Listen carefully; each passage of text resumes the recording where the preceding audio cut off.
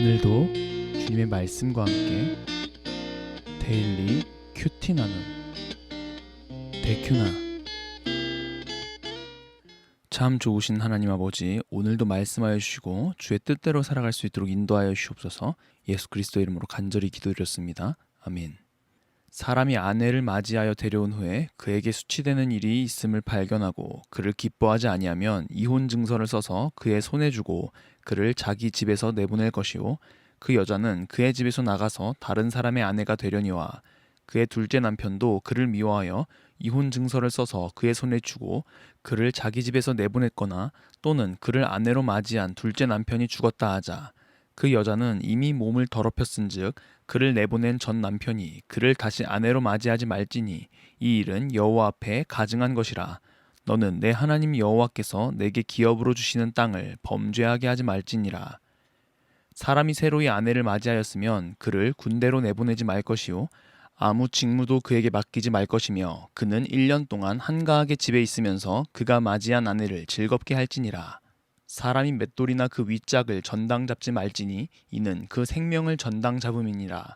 사람이 자기 형제 곧 이스라엘 자손 중 한 사람을 유인하여 종으로 삼거나 판 것이 발견되면 그 유인한 자를 죽일지니 이같이 하여 너희 중에서 악을 제할지니라. 너는 나병에 대하여 삼가서 레위 사람 제사장들이 너희에게 가르치는 대로 내가 힘써 다 지켜 행하되 너희는 내가 그들에게 명령한 대로 지켜 행하라. 너희는 애굽에서 나오는 길에서 내 하나님 여호와께서 미리암에게 행하신 일을 기억할지니라. 아멘. 오늘의 본문도 지속적으로 다양한 규례를 이야기하고 있습니다. 4가지가 기록되어 있는데요. 첫 번째는 1에서 4절로 이혼에 대한 규례입니다.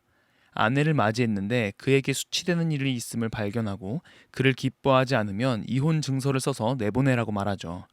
여기서 말하는 수치되는 일이 무엇인지 자세히 설명하지는 않습니다. 우선 이런 규례가 생긴 이유는 따로 있는데요. 분명 하나님께서는 이혼을 좋아하지 않으셨어요. 그런데 이스라엘은 이혼하는 것이 많았던 것이죠. 그래서 신약에 와서도 사람들이 예수님에게 이런 종류의 질문들을 했던 거예요. 궁금하신 분들은 마태복음 19장의 말씀을 찾아보시고요. 오늘의 본문에서는 이혼의 정당한 이유를 이야기하고자 하는 것은 아니었고요. 요점은 이혼한 여인이 두 번째 결혼에서도 이혼한 후에 다시 첫 번째 남편에게로 돌아가는 것을 금지하는 것뿐이었습니다. 그러한 일은 여호와 앞에서 가증한 일이라고 말하며 기업으로 주시는 땅을 범죄하게 하는 행위라고 말씀하시는 것이죠. 아무래도 하나님께서 허락하신 가정이 언약의 관점에서 매우 중요한 것이기 때문에 이혼을 선택하는 데 있어서 쉽게 행하지 않도록 하기 위함이었을 것입니다. 이렇게 가정을 이끌어가는 것이 매우 중요했기 때문에 바로 다음 규례가 나오는데요. 5절의 규례는 이미 신명기 20장 5절에서 7절에 군 복무로부터 특정한 면제를 받는 사항과 관련이 있습니다. 신혼인 사람은 군대로 보내지도 말고 아무 직무도 맡기지 말아야 했습니다. 1년 동안 그가 해야 할 일은 그가 맞이한 아내를 즐겁게 하는 일이었습니다. 부부로 이루어지는 가정 공동체를 중요하게 여겼던 것입니다. 그 다음 규례는 6, 7절에 기록된 생명보호에 관한 규례인데요. 담보나 저당을 잡는 일은 허용됐던 관행인데요.